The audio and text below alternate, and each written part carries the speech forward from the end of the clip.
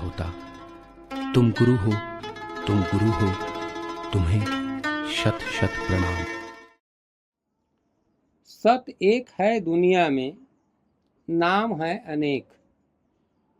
चाहे मानव का हो नाम, चाहे जीव जंतु का नाम, चाहे पेड़ पौधे का नाम, चाहे आकाश के तारा गणों का नाम, चाहे सूर्य चंद्र का नाम, या धरती में पेड़ पौधों का नाम, फल फूल का नाम, नाम ही चाहे जल में रहने वाले जीव का नाम, स्थल में रहने वाले जीव जंतु प्राणियों का नाम,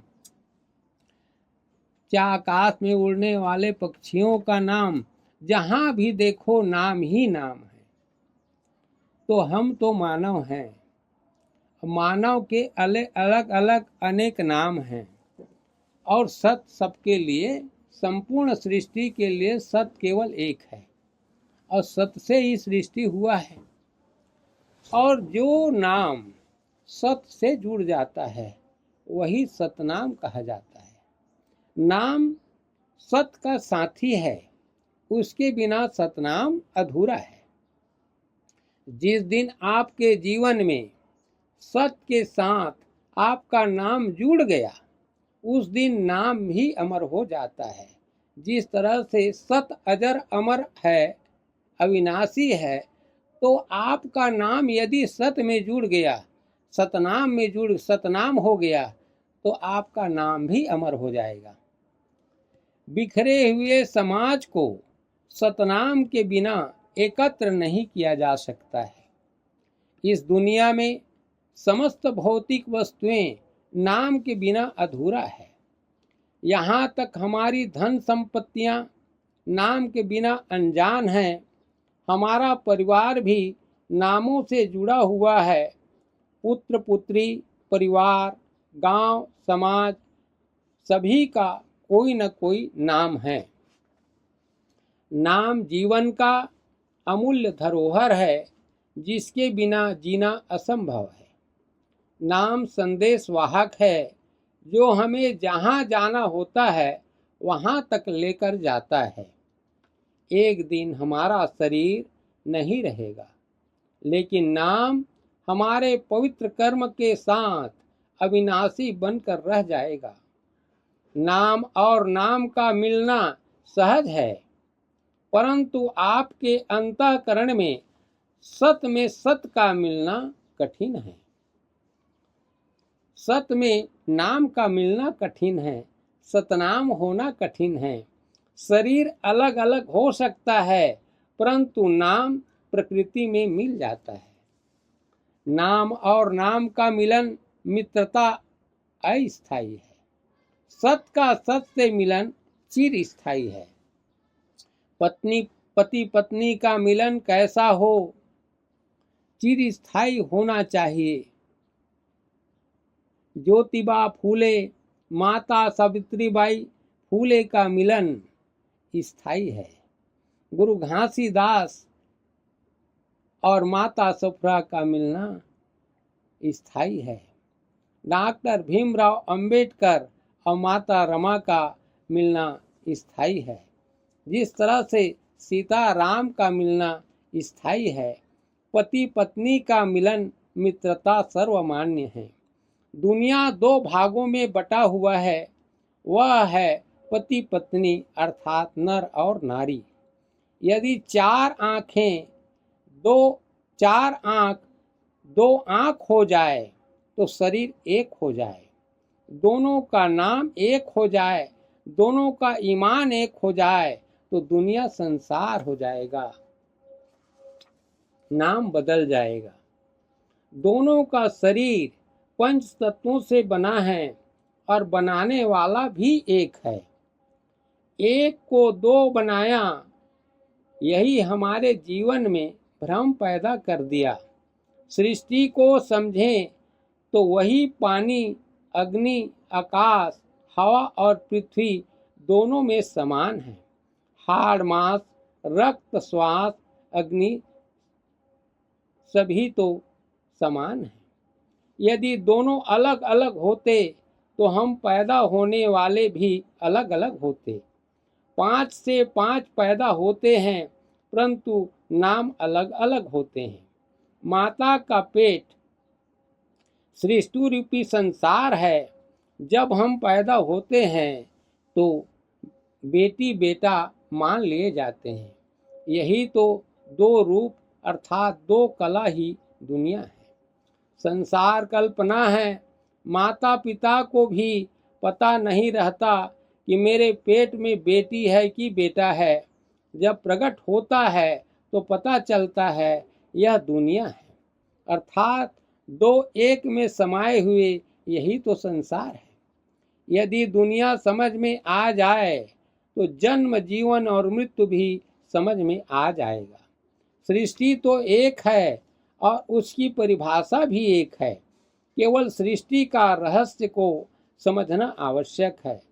समझ जाना ही तो सच्चा ज्ञान है। दिया बाती और तेल है, परंतु प्रकाश नहीं है। यही तो जीवन का रहस्य है। आपका आदत व्यवहार, चाल चलन, लेन देन, खान पान, देखना सुनना, बोलना और बताना ही आपके चरित्र का निर्माण करते हैं। आपका त्याग, समर्पण, चाहे सुख का हो या दुख का, लाभ का हो या हानि का, अच्छाई का हो या बुराई का, सभी सतनाम धुनी के प्रचंड ज्वाला अग्नि में जल जाएगा। आपके वाणी को भी आग जलाता है। आग बुराई, कचरा, अन्याय को जलाकर राख बना देता है। सत अर्थात सच्चाई अग्नि में जलकर तप कर भी नहीं जलता, बल्कि उसे चमक अधिक निखार आती है। सत कभी जल नहीं सकता। आपके पास पूर्व में जो है वह सतनाम धूनी में जलने और तपने के पश्चात बदल जाता है, परिवर्तित हो जाता है। मानव शरीर एक साधन है। यदि आप चाहोगे तो साधन शरीर से साधना हो जाएगी। साधना धन की नहीं, सृष्टि की होनी चाहिए। साधना शरीर और स्वार्थ के लिए नहीं, बल्कि सत्य के लिए होना चाहिए। साधना 5 तत्वों से होता है। हम जानते हैं भगवान क्या है। भ माने होता है भूमि, और समानता का भाव का पालन करना। अस्थि मांस, हड्डी, त्वचा, नाड़ी, रोम, ये जो है ये हमारा भा माने भूमि हमारे हृदय से जुड़ा हुआ है, और यहीं पर हमको अपने सद्गुण का पालन करना है। इस धरती में रहते रहते, इस भूमि में रहते रहते, जन्म जीवन और मृत्यु के पर्यंत। ग अर्थात गगन, जिसको हम आकाश कहते हैं। मस्तिष्क माइंड, जिसको हम कहते हैं, ये निराकार शून्य में होता है। यहाँ पर आपको काम, क्रोध, लोभ, मोह और भय, इसके लिए हमको काम में, क्रोध में, लोभ में, मोह में, भय में और बीमारी में और वाणी में हमको धैर्य रखना चाहिए। वा अर्थात वायु, ये होता है सच बोलना, वाणी से चलना, बोलना, बात करना, संकोच करना, फैलाना और विकसित करना, ये वायु का काम है। इसकी गुण है दया। तो इसके लिए सच बोलने में भी और चलने में भी, बात करने में भी, हर जगह हमको जीवों के प्रति, मानव के प्रति दया करना चाहिए। दया उसका वायु का गुण है। न अर्थात नीर, पानी का गुण विचार है। इसमें पवित्रता होनी चाहिए। रक्त, मूत्र, पसीना, लार और वीर्य, इसके 5 उपतत्व होते हैं। इस प्रकार से 4 तत्व हुए। 5वां तत्व है अग्नि का, जिसमें हमारा शील और स्वभाव होना चाहिए। इसमें आलस्य, निद्रा, भूख, तृष्णा, जम्हाई इसके उप तत्व होते हैं। 5 में मिलाने का नाम ही साधना है। इसमें कोई कोई सफल होते हैं, बीमारी और गुण।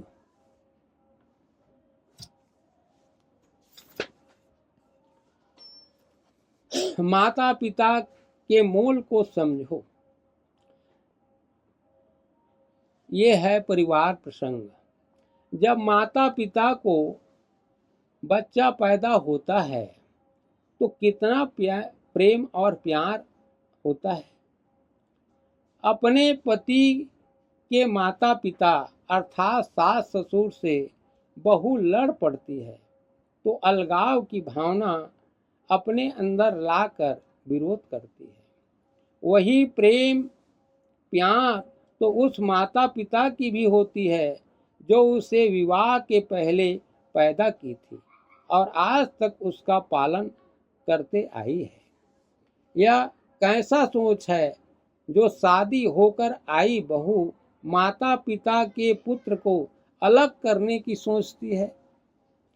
यह वही दर्द है, वही पीड़ा है, वही प्रेम है जो तुम अपने पुत्र पुत्री होने पर आज अनुभव कर रही हो।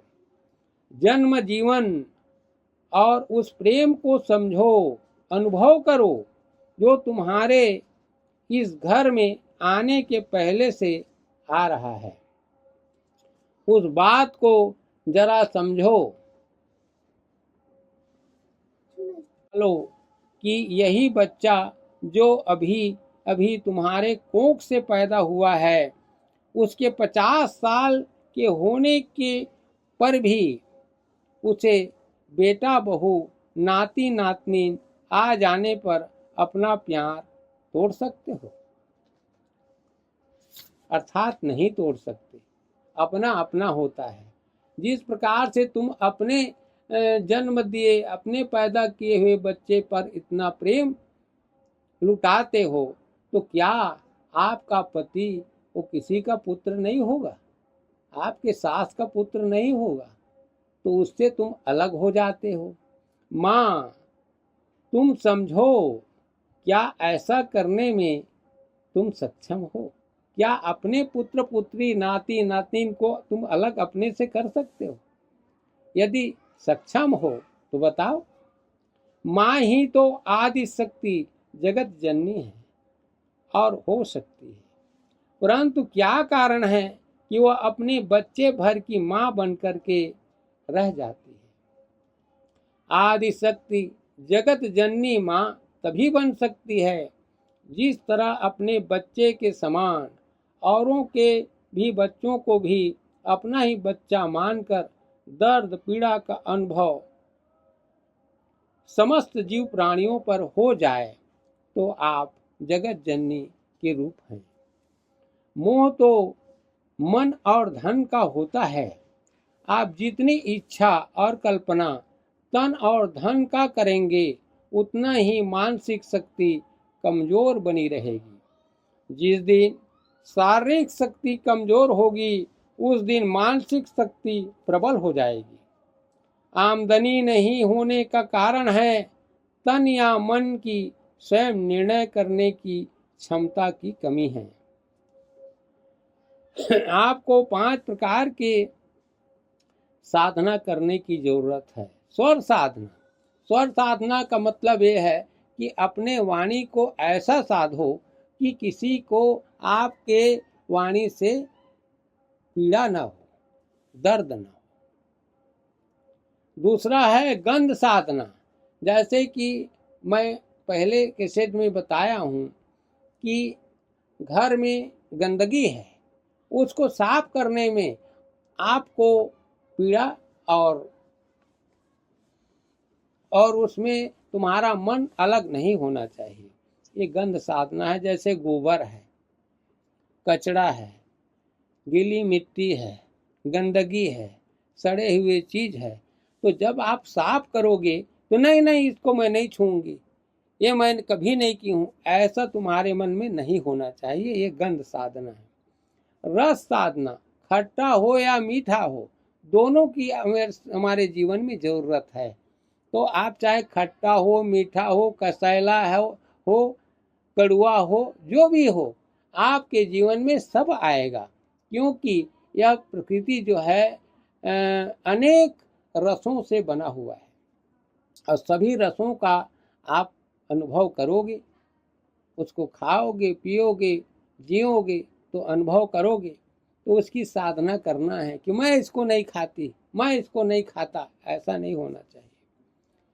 चौथा है स्पर्श साधना। स्पर्श साधना का मतलब मैं इसको ये काम नहीं कर सकता, मैं ये काम नहीं कर सकती, ऐसा आपके मन में नहीं होना चाहिए। सेवा का भाव से उसको स्पर्श करना है, मस्ती से नहीं, मनोरंजन से नहीं, बल्कि सेवा भाव से उसे स्पर्श करोगे, यही तुम्हारी पूजा है। और चौथा है पांचवा है दृष्टि साधना। दृष्टि साधना का मेरा मतलब ये है कि सबको समान रूप से देखो, किसी से किसी प्रकार का भेदभाव मत करो। यदि तुम्हारा दृष्टि समता का है तो आप सतनाम की पूजा कर रहे हो, सतनाम की सृष्टि तक आप पहुंच रहे हो।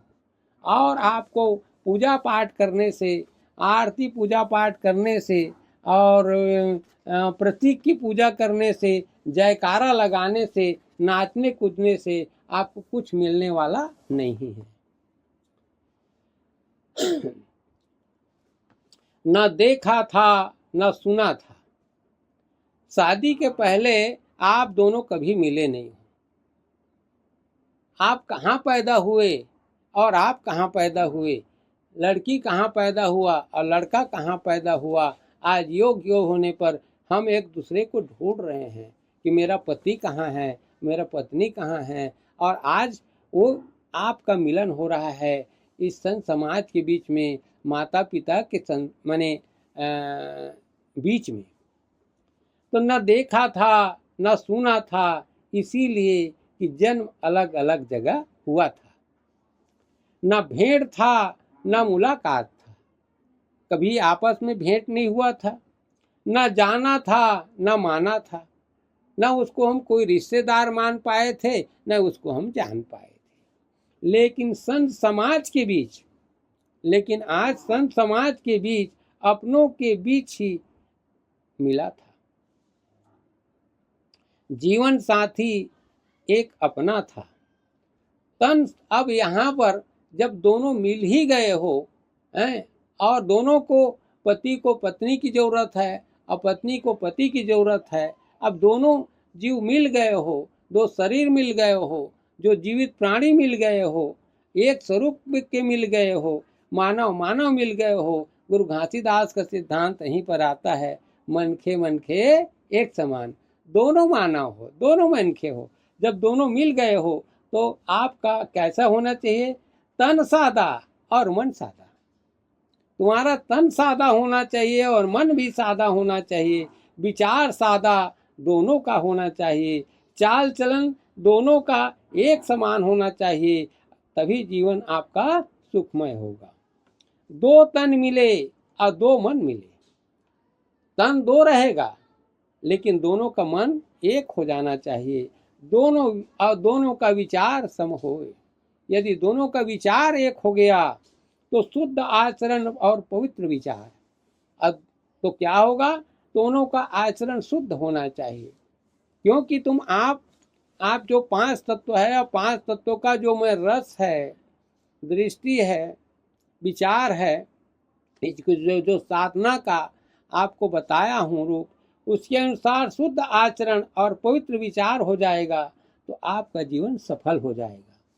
प्राणों में प्राणों का मिलन, प्राणों में प्राणों का मिलन, अब प्यार समझो जो, और दो आत्मा का मिलन जैसे प्रकाशित हो। यदि दो प्राण मिल जाए एक प्राण हो जाए, दो शरीर मिल करके एक शरीर हो जाए, दो विचार मिलकर के एक विचार हो जाए, दो सोच मिलकर के एक सोच हो जाए, तो आपके जीवन में प्रकाश आना और सुख आना, शांति आना कोई नहीं रोक सकता। सादा भोजन, पवित्र विचार, यही जीवन का सच्चा आधार। आपका भोजन सादा होना चाहिए, मांस मदिरा का नहीं होना चाहिए। साग भाजी जो है, आपको शाकाहारी में जो भी मिल रहा है, आजकल तो सादा भोजन कहने पर लोग अंडा को सादा मान करके अंडा को ही सादा भोजन मान रहे हैं, सब्जी मान रहे हैं। ऐसा नहीं, सादा भोजन का मतलब है हरा सब्जी जो धरती में उपज रहा है, आपकी मेहनत से जो उत्पन्न हो रहा है, उस भाजी को, अपन सब्जी को, हरा भरा चीज को, अपना जो फल फूल रहा है, चाहे वो पेड़ पौधा में हो या लता नार में हो, उसको आप खाइए, कंदमूल को खाइए, यही सादा भोजन है। शपथ समर्पण पालन करें।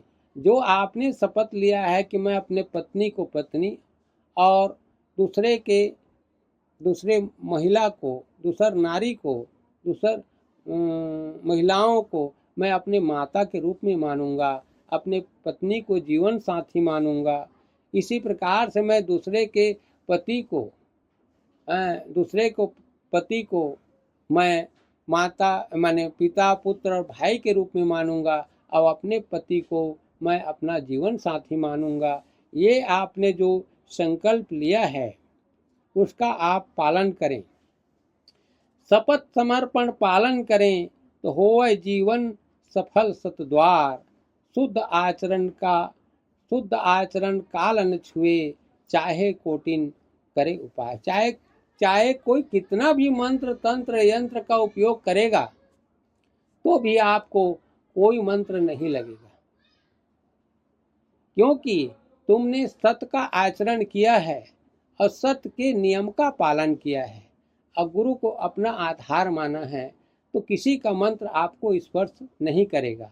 आप सारे झंझट से आप बच जाओगे। अंधविश्वास, रूढ़िवाद, मंत्र तंत्र संत्र से सबसे आप मुक्त हो जाओगे। ये आपके लिए गुरु का आशीर्वाद है, यदि आप उस मार्ग में चलोगे तब। शुद्ध आचरण काल न छुए, चाहे कोटिन करे उपाय। सत सदा तेरे साथ रहेगा, चाहे पापी जल मर जाए। चाहे पापी अर्थात तुम पर दुश्मनी करने वाला कोई भी हो, उसमें तुमको कोई आँच आने वाला नहीं है।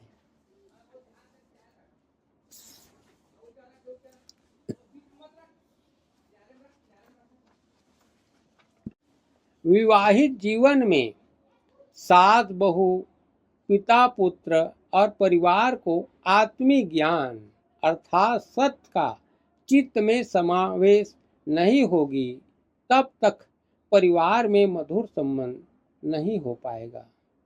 मानव के लिए सद्गुण और आचरण की शक्ति जो जीवन का अकूत खजाना है, उसे पाकर ही परिवार में शांति मिलेगा। माता पिता ही तो विश्व माता पिता के समान हैं। इसके लिए सत्कर्म रूपी साधना, सेवा करते हुए ईमानदारी से जीना होगा, तभी माता पिता विश्व माता पिता की श्रेणी में आएंगे। संकल्प शपथ एक ऊर्जा है जो स्वयं के अंदर निर्मित होता है। संकल्प दिल से पवित्र मन और विचार से होना चाहिए। बिना अनुभव के जीवन प्रश्न बने रहते हैं, संदेह खड़े होते रहते हैं। सत्य की प्रत्यक्ष अनुभूति या मानसिक दर्शन होने पर शंका या संदेह की गुंजाइश नहीं रह जाती। ईर्ष्या करने का विपरीत प्रभाव होता है।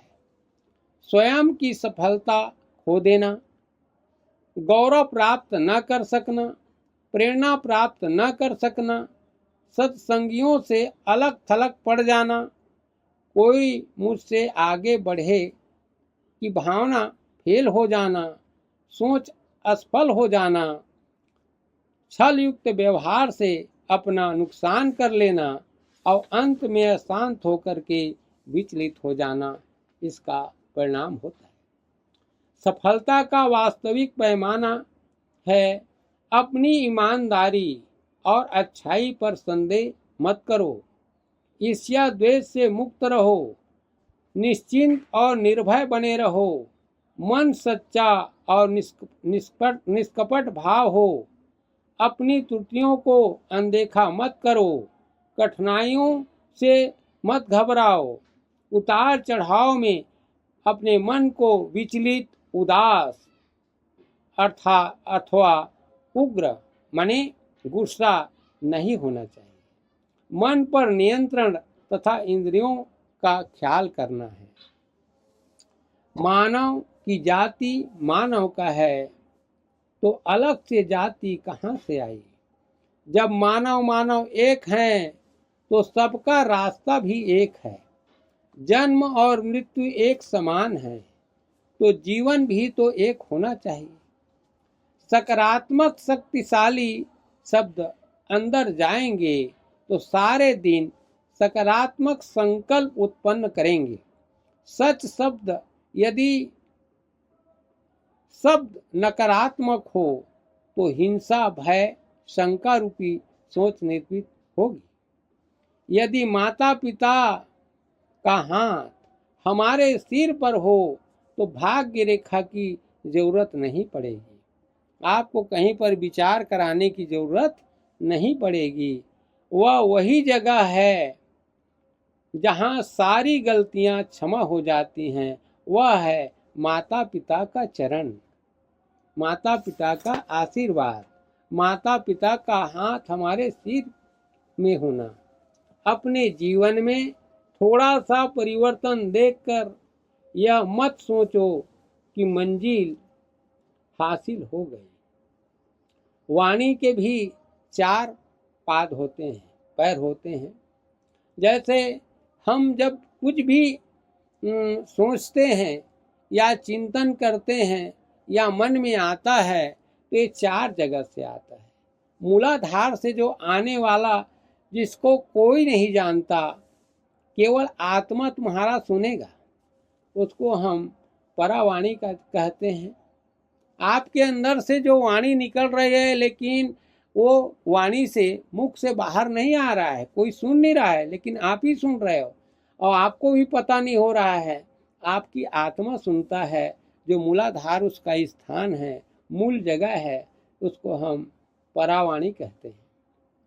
पश्चंती वाणी हमारा मूलाधार के ऊपर हृदय का जगह है। हृदय जिसको हाँ गा मोर हृदय ल छू दिस गा, एक बात है। ऐसा जो हम कहते हैं वो हृदय से होता है, लेकिन वो बाहर में सुनाई नहीं देता, केवल हृदय सुनता है। उसको पश्चंती वाणी के नाम से जाना जाता है। कंठ में आ गया, वही आत्मा की आवाज हृदय में आता है, और हृदय की आवाज जब कंठ तक आ जाता है, तब उसको हम मध्यमा वाणी के नाम से जानते हैं, जिसको हमारा मन सुनता है। मन हमारे भीतर में नहीं है, मन तो हमारे कंठ में है। और चौथा वाणी है जो कंठ के बाहर है, जो मुख से बोला जाता है, जिसको कान सुनता है। कान सुनता है, आप जो बोलोगे उसको आप भी सुनोगे, आपके सामने वाला भी सुनेगा, और आपका आवाज जहाँ तक जाएगा वो भी सुनेगा। इसको हम बैखरी वाणी के नाम से जानते हैं। प्राकृतिक रूपांतरण इसके इन चारों से, इन परा, पश्चंती, मध्यमा और बैखरी, जहाँ मूलाधार, हृदय, कंठ और कंठ के जो बाहर वाणी जो होता है, जिसको आत्मा, हृदय, मन और कान सुनता है, इसके आधार पर हमारे अंदर में प्राकृतिक रूपांतरण होता है, जिसको हम सत्कर्म के साथ ईमानदारी से जीवन जीने वालों का प्राकृतिक परिवर्तन होता है। जो सच्चाई और ईमानदारी को लेकर के चलता है, जो सेवा भाव को लेकर के चलता है, जो सबको समानता के रूप से देखता है, किसी से कोई भेदभाव नहीं करता है, सबको सह लेता है, जिसके मन में संतोष होता है, जिसके मन में शांति होती है, जिसके अंदर में समझ आ जाता है, तो इन वाणियों के आपके भीतर से माने भय अभय में बदल जाएगा। आपको जीवन में भय नहीं लगेगा, आप निर्भीक हो जाओगे, आप कहीं पर भी सच को बोलने में सक्षम हो जाओगे। आप उसमें न महिला लगेगा न पुरुष लगेगा, आपके वाणी को सब सुनना पसंद करेंगे।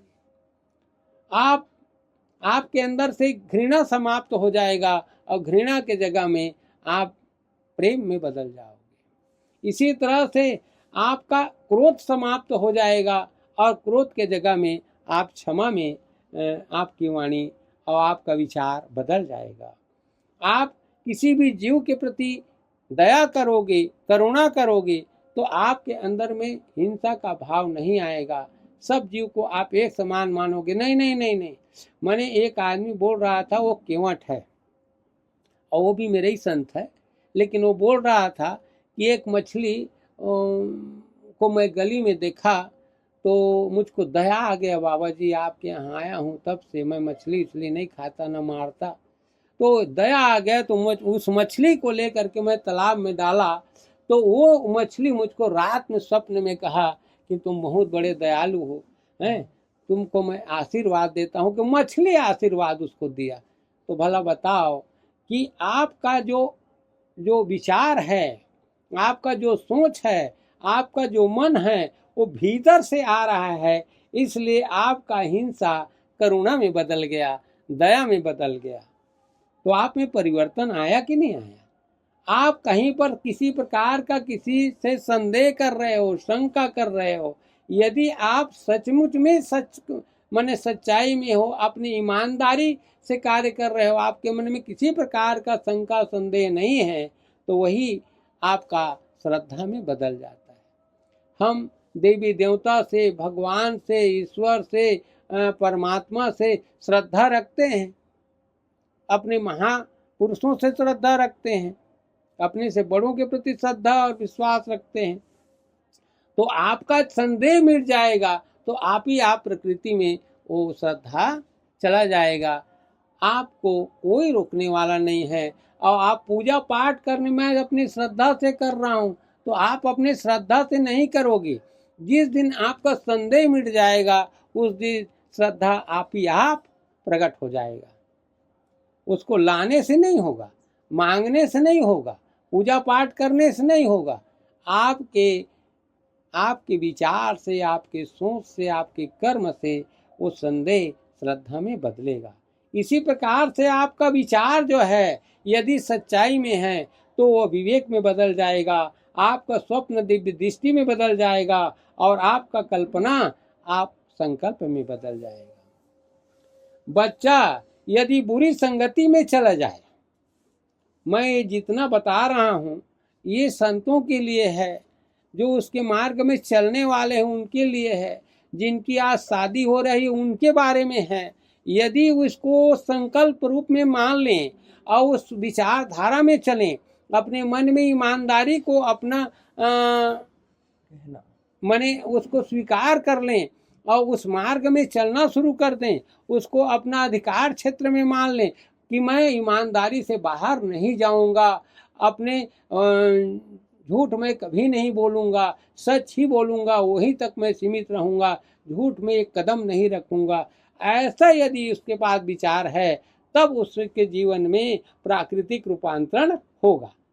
तभी भय जो है अभय में बदलेगा, घृणा प्रेम में बदलेगा, क्रोध क्षमा में बदल जाएगा, हिंसा करुणा में बदल जाएगा, संदेह श्रद्धा में बदलेगा, विचार उसका विवेक में बदल जाएगा, स्वप्न दिव्य दृष्टि में बदल जाएगा और कल्पना उसका संकल्प में बदल जाएगा। और नहीं तो बच्चा की बुरी संगति में, यदि बच्चा बुरी संगति में चला जाए, मैं बहुत सुनता हूँ, नाम तो मैं नहीं लेता, लेकिन सामूहिक रूप से मैं बता रहा हूँ, चाहे वो घर किसी के घर का बच्चा हो, बच्चा बुरी संगति में चला जाए तो संगति में फंसकर खराब आदतों का शिकार हो जाता है, साथ ही जीवन को अपना नर्क बना डालता है। जीवन उसका नर्क हो जाता है और साथ ही साथ अपना जीवन कुसंग के कारण नर्क तो बनाता ही है, साथ ही साथ पूरे परिवार को भी नर्क की आग में झोंक देता है। सत का संग ही तो सत्संग है। सत तो दुनिया में परमात्मा ही है, तभी तो कहा जाता है सत्यम शिवम सुंदरम। जब हमारी आत्मा अजर अमर अविनाशी का संग करती है तो उसे हम सत्संग कहते हैं। जिस दिन दुनिया में सभी अपना लगे तो आप सत्संग कर रहे हैं। यदि दुनिया के सभी लोग, चाहे आपको कोई गाली दें, आपकी बुराई करें, आपकी निंदा करें, चाहे कुछ भी करें, लेकिन आप उससे किसी प्रकार का भेदभाव मत रखो, आप उससे दुश्मनी मत करो, आप उससे घृणा मत करो, तो ऐसा यदि आपका सोच बदल गया, आपका विचार बदल गया, आप अपने आप को निर्मल पवित्र मान रहे हैं और आप उससे प्रेम कर रहे हैं, भले वो आपसे प्रेम करे या ना करे, वो आपसे दुश्मनी करे या ना करे, फिर भी आप अपने आप को सत मार्ग में चल करके उससे अपना मान रहे हैं, अपने जैसे मान रहे हैं, तो समझ जाओ कि आप बिना कहीं पर गए और जहाँ पर भी आप हैं वहाँ भी आप सत्संग कर रहे हैं। सत्संग का मतलब एक जगह बैठ करके किसी का प्रवचन सुनना सत्संग नहीं है, या किसी गुरु के भाषण सुनना सत्संग नहीं है, या किसी मंदिर मस्जिद में जाकर सत्संग सुनना नहीं है। आप जहाँ पर भी हो, जिस जगह में हो, चाहे खेत में हो, खलिहान में हो, ऑफिस में हो, काम कर रहे हो, रोड में हो, मजदूर हो, किसान हो, किसी पद में हो, अधिकारी हो, मंत्री हो, विधायक हो, सांसद हो, कोई भी हो, और जहाँ कहीं पर भी हो, यदि आप इस दुनिया में सबको अपना मानने लगे तो आप सत्संगी हैं। ये मेरा विचार है। यही इच्छा तो परमात्मा का भी है, यही इच्छा तो उस भगवान का भी है। भ ग अवा अवना, जिसको मैं बताया, भ माने भूमि, ग माने गगन माने आकाश, वा माने वायु, न माने नीर, वा माने अग्नि। ये पांच के सिवाय दुनिया में कुछ भी नहीं है। चाहे धरती को देखो, आकाश को देखो, पवन के देखो, पानी को देखो, अग्नि को देखो, इस पांच के सिवाय दुनिया में और कुछ भी नहीं है। और जो कुछ भी बने हैं, जो कुछ भी बनेगा, ये पांच से ही बनेगा, और पांच पांच में ही मिलेगा, और पांच को पांच कभी छोड़ता नहीं है। एक आकार, एक स्वरूप प्रकट करता है और उस आकार स्वरूप को फिर अपने में मिला लेता है। माने जन्म देना और जीवन देना और मृत्यु दे करके फिर अपने में विलीन मिला लेना, यही तो प्रकृति का नियम है। तो जब हमको आकार मिला है, जब हमको स्वरूप मिला है और मानव का स्वरूप मिला है, तो हमको इस दुनिया को समझना है। और दुनिया में जितने भी जीव हैं, मानव हैं, सबको यदि हमने अपना मान लिया तो आप सत्संगी हैं। परमात्मा ऐसा साथी है जो हमें कुसंग से बचाती है, जीवन मानव के बीच भेदभाव मिटाती है और जीवन को सफल बनाती है। परमात्मा तो शक्तियों का सागर है, उन्हें याद करने से हमारे अंदर सहन करने की व सामना करने की शक्ति आती है। परमात्मा हमारा साथी बनने को तो तैयार है, बस बिना भेदभाव समता का व्यवहार करते हुए हमें एक कदम उस प्रकृति की ओर, उस परमात्मा की ओर, उस मानव की ओर, उस जीव जंतुओं की ओर करुणा को लेकर के जाना है, उसके प्रति दया को लेकर के जाना है, उसके अंदर मानवता को लेकर के जाना है, उसके अंदर में एक पवित्र विचार को लेकर के जाना है। यदि हम एक कदम आगे बढ़ाते हैं तो निश्चित ही हम सच्चे इंसान हैं, हमारा जन्म सफल हो गया, ऐसा हम मान लें।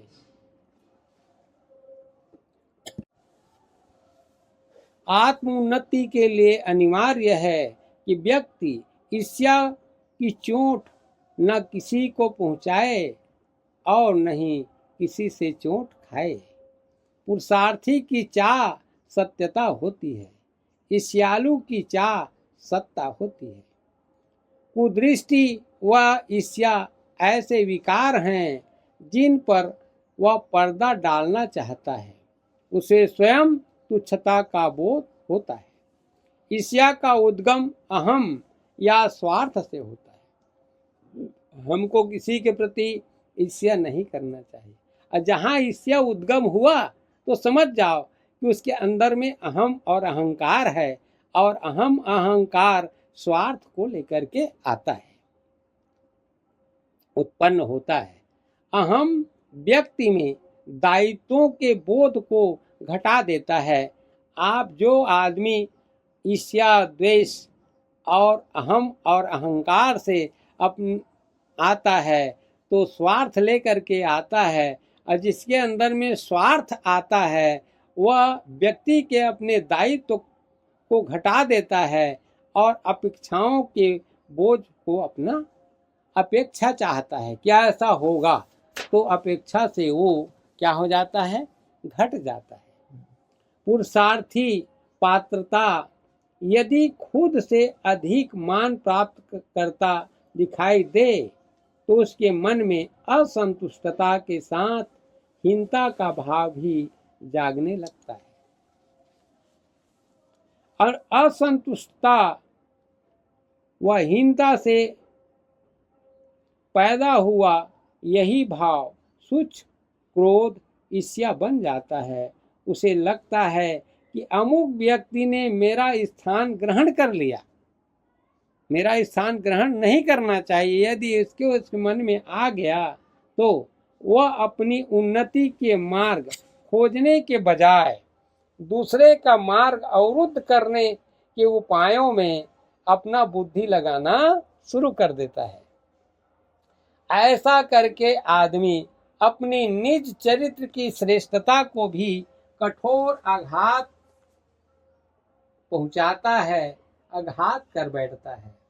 ईर्ष्यालु स्वमूल्यांकन के बजाय दूसरे के कमियों को खोजबीन कर अपने अहम की तुष्टि करने में लग जाता है। दूसरों को नीचा दिखाने के चक्कर में अपना समय व शक्ति व्यर्थ गंवाता है और खुद नीचा बन जाता है। आपका कदम सच्चाई, साहस व दृढ़ता का होना चाहिए और अड़ियल नहीं होना चाहिए। किसी के द्वेष पर अपनी दया और आत्मनिर्भरता की, किसी के द्वेष पर अपनी दया और आत्मनिर्भरता, कुटिलता पर अपनी सद्बुद्धि की, स्वार्थ पर अपनी पदार्थ की भावना आपकी परिश्रम का सर्टिफिकेट अच्छाई की शक्ति की ही विजय होगी। यदि आपकी शक्ति बड़ी है तो सामने वाले से अपनी विजय पताका फहराकर दिखाओ तो सभी लोग मान जाएंगे। परमात्मा किसी के धन, पद व क्रियाकलापों को नहीं बल्कि उसके पीछे गुप्त चरित्र एवं मनसा को देखते हैं। परमात्मा आपके रूप स्वरूप, बाहरी स्वरूप को, बाहरी सोच को, बाहरी चमक धमक को नहीं देखते, बल्कि परमात्मा किसी के धन को, उसके पद को, उसके क्रियाकलाप को नहीं देखता, बल्कि उसके पीछे उसका भीतरी में क्या गुप्त रहस्य है, उसका चरित्र क्या है, उसी को वो देखते हैं। परमात्मा अर्थात चेतना, हमारी चेतना है, हमारी आत्मा है, हमारा जो परमात्मा है, जिसको हम सत कहते हैं, वो जो छोटे से छोटे कार्यों को खुशी से महान कार्य समझकर करता है, जो छोटे से छोटे कार्यों को खुशी से, ईमानदारी से, सहजता से, सरलता से और ईमानदारी से महान कार्य समझ करके करता है, वह प्रत्यक्ष नहीं होने पर भी सबके आगे सर्वश्रेष्ठ हो जाता है। यह उसी सतनाम का, उसी सतपुरुष का, वही परमात्मा का, वही ईश्वर का, वही आत्मा का, वही उसी परम चेतना का आशीर्वाद हो जाता है। सच्चे दिल वालों की सुधि स्वयं परमात्मा लेते हैं। कितनी भी कठिनाइयां आए परंतु उसकी हार नहीं होती है। परिस्थिति के उतार चढ़ाव में विचलित, उदास अथवा उग्र नहीं होना चाहिए। यदि आप सच्चे हो, ईमानदार हो, आपका कर्म सही है, तो जीवन में कभी हार नहीं होगी। यदि हार होगी तो परमात्मा की होगी, सत्पुरुष की होगी, सद्गुरु की होगी, आपकी नहीं होगी। यदि आप सच्चे हो, यदि आप ईमानदार हो, तो यदि आप सत्कर्मी हो, तो आपकी हार नहीं होगी, उस परमात्मा की होगी, उस सद्गुरु की होगी, उस सतनाम की होगी, उस मालिक की होगी। उसको सब वो देख लेता है। विकारों की आग स्वयं को भी जलाती है और दूसरों को भी जलाती है, चैन से जीने नहीं देती। यही तो विकारों का गुण है। कुल्हाड़ी पेड़ नहीं काटता, आपकी भुजाओं की वार है जो बड़े पेड़ को धराशाही कर देती है। बड़े चट्टान को हथौड़ा नहीं, आपका ताकत और इच्छा शक्ति टुकड़ों में बदल देती है। ये क्या है? आपके अंदर के, आपके भीतर का जो विश्वास है, आपके अंदर के जो ईमानदारी है, आपके अंदर में सत्कर्म का जो शक्ति है, ऊर्जा है, उससे वो धराशायी होता है।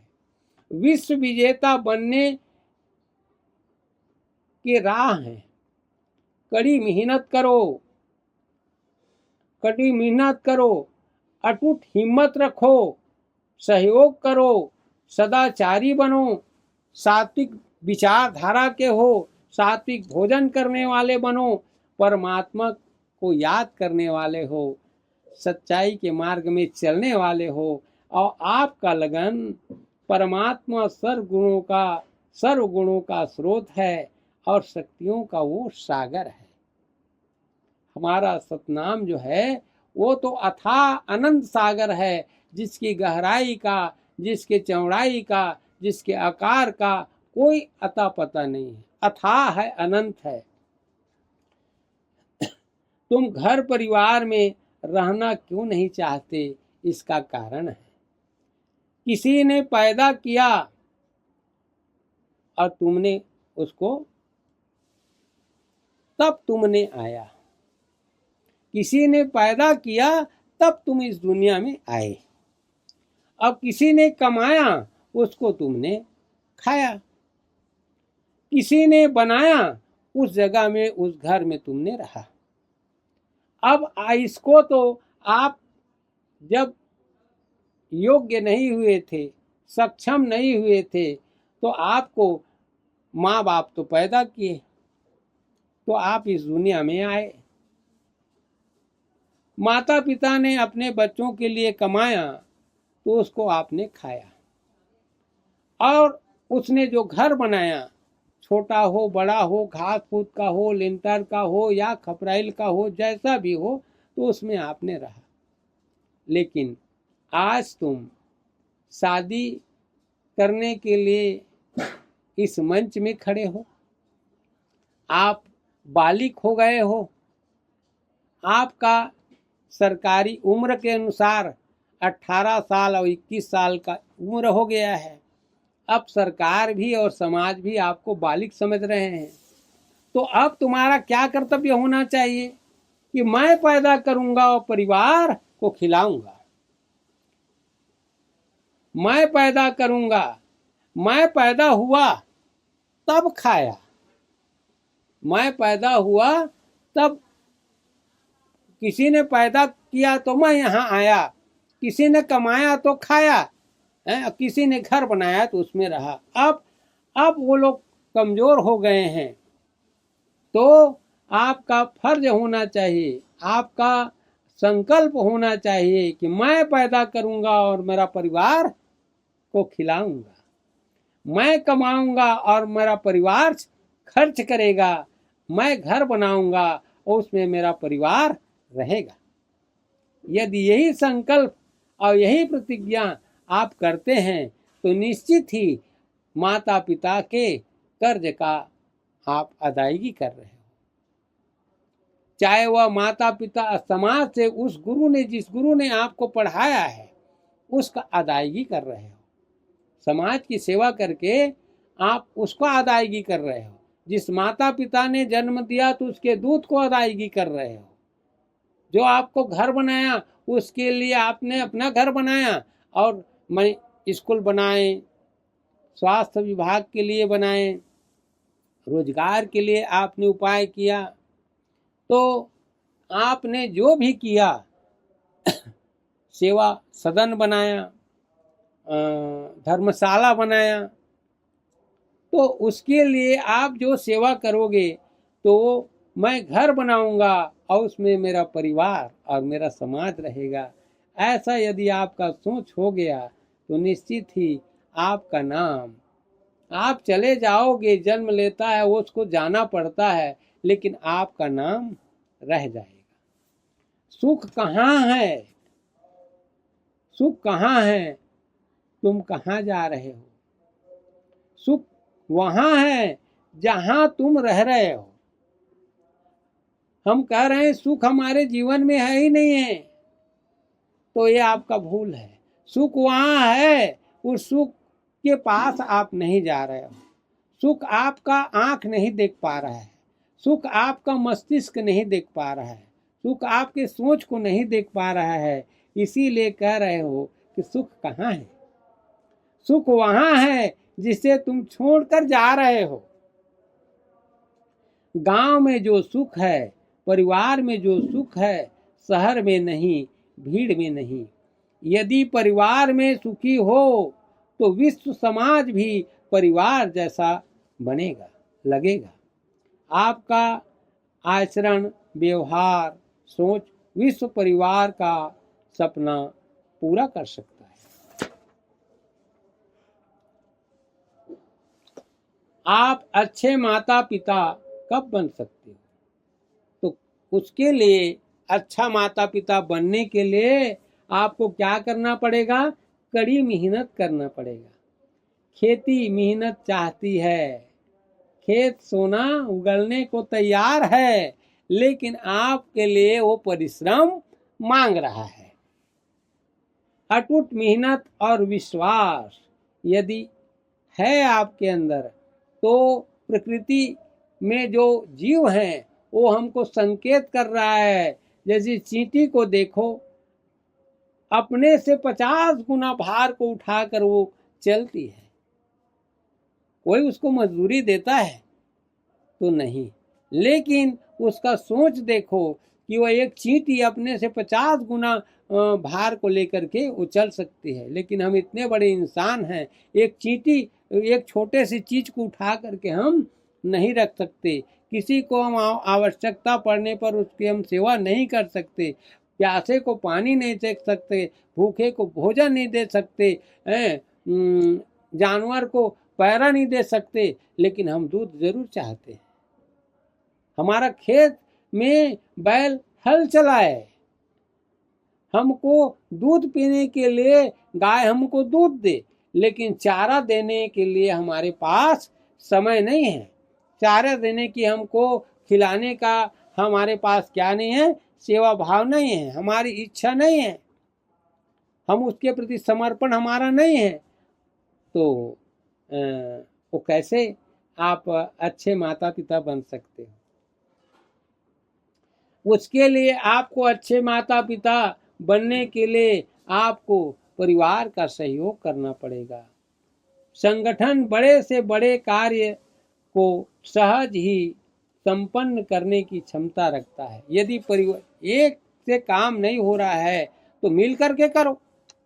जो मिल करके काम करते हैं तो उसका काम हो जाता है, सरल हो जाता है। तो इसके लिए श्रेष्ठ आचरण की जरूरत है। व्यक्ति की पहचान उसका बोल नहीं बल्कि उसका कर्म कराते हैं। कुछ सीखे या ना सीखे, सच्चाई ईमानदारी को आदमी को जरूर सीखना चाहिए। आप में सात्विकता होना चाहिए। श्रेष्ठ जीवन का सात्विकता आपका आधार है। जैसा अन्न वैसा मन और वैसा ही जीवन बनता आपका चला जाता है। व्यसन कोई भी हो, वह कैंची है जो हमारे संबंधों को काट कर रख देती है। अपने कर्म पर विश्वास करो। हर बात का जवाब सत्य से देने पर हर कर्म की सफलता मिलती है। हर बीमारी का इलाज हो जाता है। सर्व गुणों का स्रोत मिल जाता है। सर्व शक्तियों का सागर मिल जाता है। हर खुशी का खजाना मिल जाता है। पालनहार परमात्मा मिल जाता है। सद्गुरु सतनाम मिल जाता है। संत दूर होने पर भी प्रकाशवान होते हैं और असंत पास होने पर भी अंधकार में भटकते मिलते हैं। जिनके पास अंतर्दृष्टि होती है वे प्रकृति के परिवर्तनों को भी देख सकने में सक्षम हो जाते हैं। लोहे में लगने वाली जंग उससे उत्पन्न होकर उसी को खाती है। लोहा में जंग कहीं बाहर से आकर के नहीं लगता, बल्कि उसकी रक्षा सुरक्षा हम नहीं कर पाते तो आपके अंदर में आपके शरीर में आपका मैल ही आपको क्या कर देगा, तोड़ देगा, काट देगा, निर्बल बना देगा। जैसे लोहा में जंग लगता है, वैसे ही मनुष्य के कर्म उसे दुर्गति की ओर पहुंचाती है। मनुष्य जितनी कामना करेगा उतनी बार उसका जन्म होगा और उतनी बार ही उसकी मृत्यु होगा।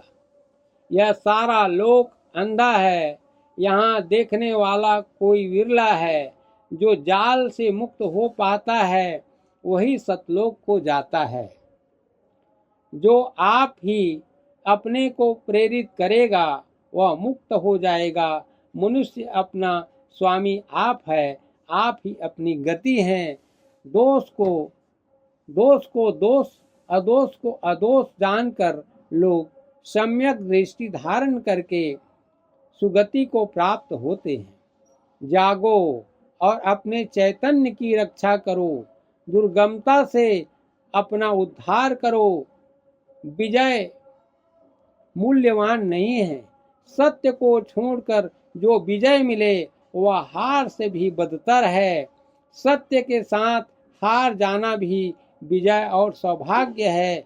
झूठ के साथ जीत जाना दुर्भाग्य है। जितना चित्त अशांत है उतना मादक उत्तेजक आहार विष प्रिय होता है। अगर चित्त शांत हो जाए तो आहार में एकदम परिवर्तन अपने आप हो जाता है। आज आप पढ़े लिखे, साक्षर और शिक्षित हो और दिखाई भी दे रहे हो, परंतु ज्ञानी नहीं हो। पढ़ लिख कर भी अंधविश्वासी हो, अज्ञानी हो। आपकी समझ को क्या हो गया है? पढ़ लिख जाने से कुछ नहीं होता। पढ़ लिख जाने के बाद आप उस शिक्षा का साक्षात्कार करो। जब तक उसको आप नहीं जान पाओगे, केवल पढ़ करके अपनी दिमाग में रखे रहोगे, जरूरत पड़ने पर कहीं पर बोलोगे, उससे कोई लाभ नहीं होगा। इसलिए आप जो शिक्षा सीखे हो, चाहे समाज से सीखे हो, स्कूल पाठशाला से सीखे हो, किताब से सीखे हो, तो उसको कर्म रूप में जैसे परिणित करोगे, उसका करोगे, तब आपको अनुभव मिलेगा। आप लाख पुस्तक को आप याद कर लो, पंडित बन जाओ, ज्ञानी बन जाओ, गुरु बन जाओ, भगवान बन जाओ, देवता बन जाओ, लेकिन आपने कर्म नहीं किया है तो एक अनुभव के बराबर आपका सब वो कचरा के समान है। वो घुरवा में पड़ा है, इसी टाइप का कचरा के समान है, उसका कोई मूल्य नहीं है।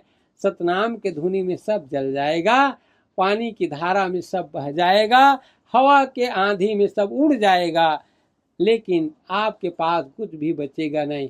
लेकिन आपके कर्म का अनुभव, उसी को कहते हैं सत आगी में जरे नहीं, सत हवा में उड़े नहीं, सत पानी में बुहाए नहीं। इसी को कहते हैं कि आपके कर्म का अनुभव, आपके कर्म के अनुभव को अग्नि नहीं जलाएगा, आपके कर्म के अनुभव को पानी नहीं बहाएगा, आपके कर्म के अनुभव को पानी माने हवा नहीं उड़ाएगा, आपके कर्म के अनुभव को ये बादल नहीं ढक सकेगा, अंधकार नहीं रोक सकेगा। वह तो प्रकाश है जो आपने अपने जीवन में कर्म का अनुभव पाया है। इसीलिए गुरु तो पथ प्रदर्शक है, गुरु पथ प्रदर्शक है, राह दिखाने वाला ही तो गुरु है। गुरु सागर है, जो कुछ भी लेकर जाना चाहते हो ले जा सकते हो। सत संत शिष्यों की स्थिति है, केवल सागर में पांव धोकर जा सकते हो, माने गुरु के पास आ करके केवल कथा सुन करके जा सकते हो, प्रणाम करके जा सकते हो। इसी को मैं कह रहा हूँ, केवल सागर में पांव धोकर जा सकते हो। लोग आते हैं, मुझे भी कहते हैं कि बाबा चरण धोना है, चरण धोना है। मैं कहीं चरण को क्या करोगे? तुम्हारा पैर और मेरे पैर में क्या अंतर है? तुम मेरा प्रणाम करो या ना करो, तुम्हारी इच्छा है, प्रणाम करते हो तो मैं क्या करूं? तुम्हारा मन ही है, लेकिन चरण मत धो। जिस दिन चरण धोगे उस दिन आपका चरण भी धुलना चाहिए, हैं? तो आप ऐसे कम से कम अपने परिवार में तो चरण, तुम्हारे परिवार के लोग चरण तो आपका धोए, ऐसा बन जाओ, तब फिर आ करके मेरा तुम चरण धोना, तब वो होगा।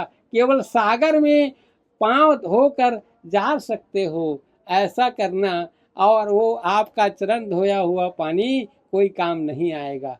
जिस दिन आप चरण के महत्व को जान जाओगे, उस मार्ग में चलोगे, उस दिन आपका चरण जो है का महिमा गुरु के महिमा से मिलेगा, तब अब आपका काम का है।